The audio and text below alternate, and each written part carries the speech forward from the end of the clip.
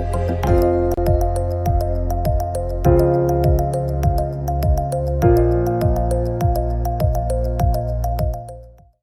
again. My name is Miłosz Koniecki, Observatorium BIS, and today I have an opportunity to talk with Marcin Szulga, Head of Research and Development in Asseco Data Systems. Hello, Marcin. Hello, it's a pleasure to join the conference. Of course, thank you. Our conference topic today is a focus on e-identification.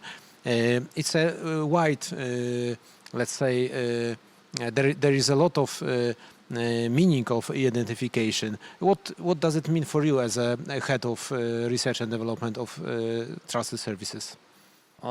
If we take a look at the eIDAS amendment or the eIDAS, changes, then the digital identification is treated as a broad spectrum of identities. We can see the European digital identity wallets and the other ID cards used for authentication, secure authentication, and the means which are storing personal data. So this is a broad concept, I see, and I think that it will be covering different methods. The classical one, like eID, like the remote identity proofing, but also probably the new ones, like SSI oriented. Yeah. Mm-hmm. How do you feel? What is the let's say the main issue when you are to implement as a company, as a merchant who wants to deliver such a possibility to their customers? What are the main aspects which are the most important in such implementation? I mean, for sure, compliant issues, technical issues, user experience issues at the end. What are the more important elements? In 2020, when the COVID arose, we've decided to implement pretty quickly remote identification, and we needed those remote identification means to enroll qualified certificates. That's why we've started cooperation with different digital identity providers. And from the experience which we've covered during that year, we've realized that the first very important thing is the user experience. It was mentioned by Jadra Vale, and it was mentioned also by Andrzej Dupierała, that the user experience brings us the adoption of digital identity means. And of course, we can have a good legal background, compliance, standardizations, but the using of digital identity means should be very, very easy for the end users. That's the first important factor. Yeah. Yes. So when we have something is user-friendly, it is to be popular. But on the third stage, there is a risk to attack on these solutions. Yes, we know it from the cards, from electronic banking. If someone which a customer can do remotely by himself, it takes a lot of risks. How you as a head of research and development, you think that this let's say balance between user experience and popularity of the schemes, and on the other hand the security of the solutions will be changed during the following years? Yeah. This balancing for trust service provider issuing qualified certificates is pretty hard, because we cannot let's say follow the rule, let's make it easy as possible. We have also to follow up the rules of security. So we are starting the risk-based approach, and we've started the risk analysis on identification. And of course, we've identified the primary risk. Primarily, they were also mentioned by Ariadne's speakers. I mean, the ANSI also published the main 10 risks. And the German Bundesnetzagentur, they've also prepared some risk analysis materials, but also ENISA recently issued, the guidelines on remote identification. And the risk-based approach is the first step to cover, let's say, the balance between the user experience and the security concerns. So, taking that into account, we've realized that in the first, let's say, days of COVID, that some solutions are not mature enough, and we should follow up the approach which was also mentioned by Anissa, something like a hybrid identification. So, and joined the, let's say, the remote identity proofing based on video identification, based on AI mechanism, anti-deep fakes, anti-image morphing, and so on, so powered by the artificial intelligence, but also add some additional security controls, like the human interaction with the end user which is being identified, or a little bit of randomness in the process of identification. Yeah. So, but the first step is to prepare a good risk analysis on remote identification.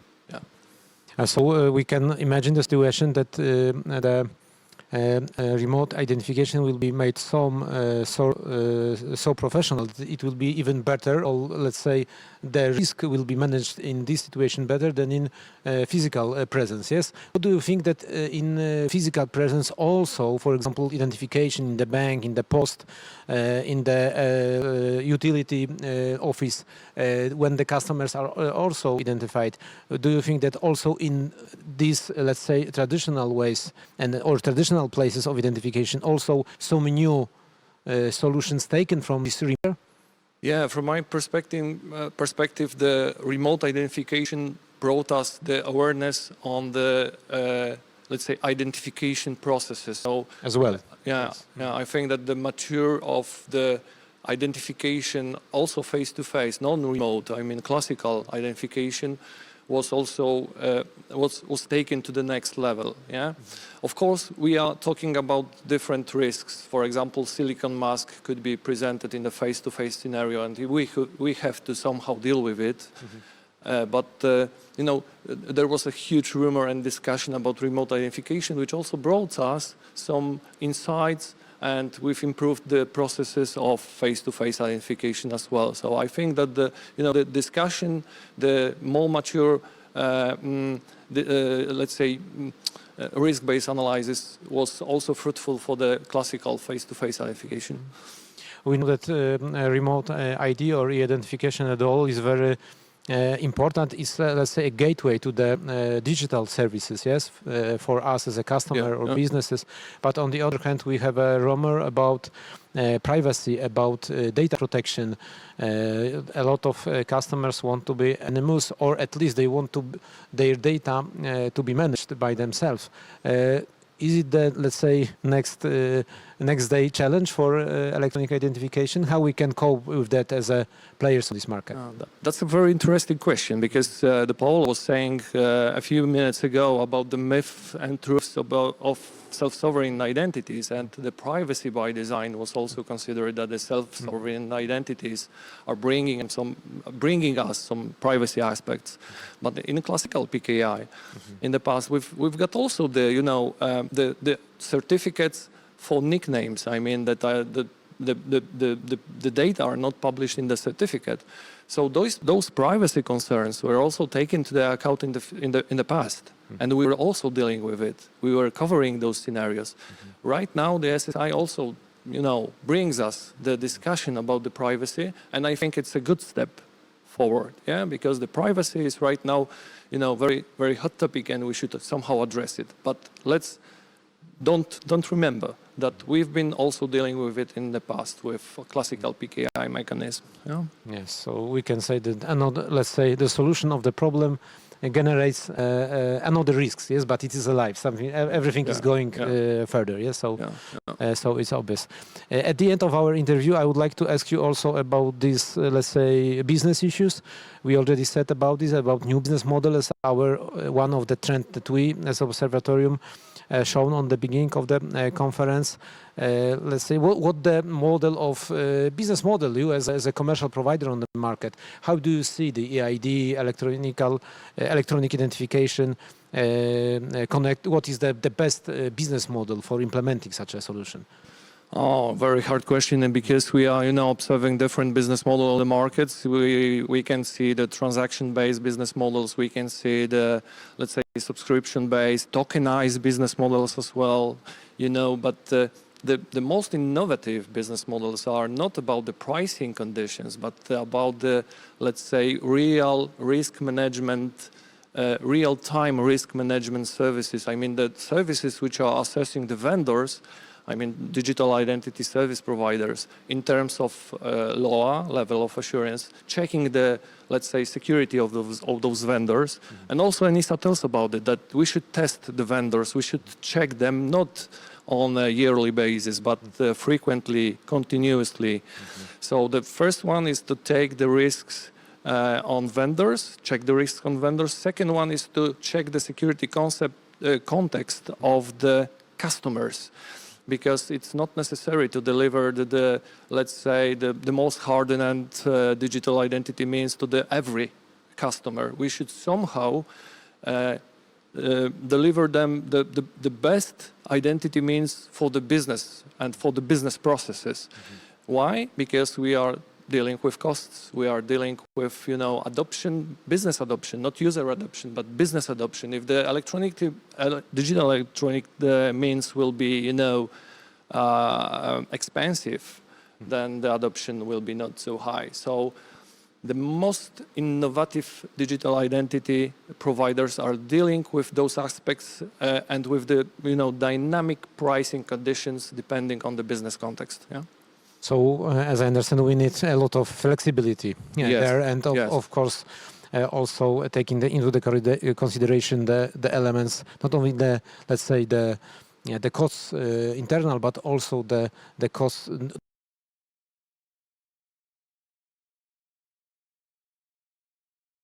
A lot of changes during the period of usage. Yes. Yeah. That's why when someone is asking me about the digital identity hubs, well, what will be the future of the digital identity hubs in terms of we've got the European digital identification wallet, and it will be standardized and delivered by the member states.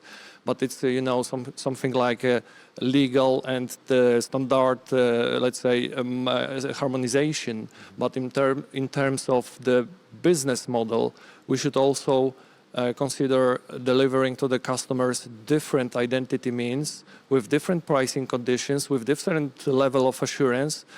And this is the space for digital identity hubs. They can deliver good business conditions for particular business processes.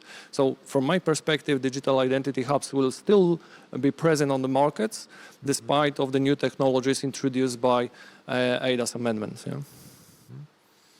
Okay, thank you for this answer, and thank you for the interview. It was very interesting to talk. Yeah, it was my pleasure.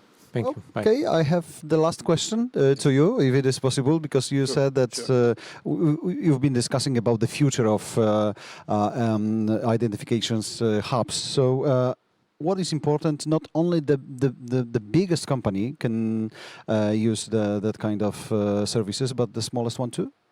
Yes, of course. The adoption of the digital identity services should be also covering small, medium enterprises. That's very important, and the European Commission addressed it on the level of trust services. And I hope, and it's really and really crossing the fingers for the European Commission to promote the new approach to digital identity also for the SMEs sector. Even the very small companies? Yes, of course. Of course, if you've got a small e-commerce, let's say, portal, then you 2020.